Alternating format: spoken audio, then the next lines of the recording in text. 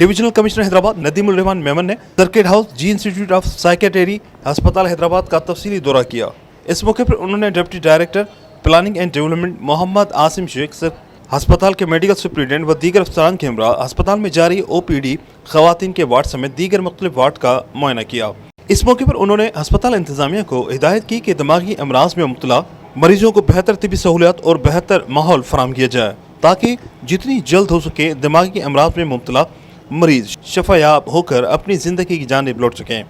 उन्होंने अस्पताल इंतजामिया को कहा कि अस्पताल के मुतअद्दिद दौरे किए हैं और मुतअद्दिद बार चीज़ों को बेहतर बनाने की हिदायत भी जारी कर चुके हैं, जबकि अस्पताल इंतजामिया को खुद से भी चीज़ों को बेहतर बनाने की कोशिश करने की ज़रूरत है। उन्होंने अस्पताल इंतजामिया को मज़ीद हिदायत की कि अस्पताल की तरफ जहाँ से भी बाउंड्री वॉल टूट फूट का शिकार है उसकी फौरी मुरम्मत करवाई जाए।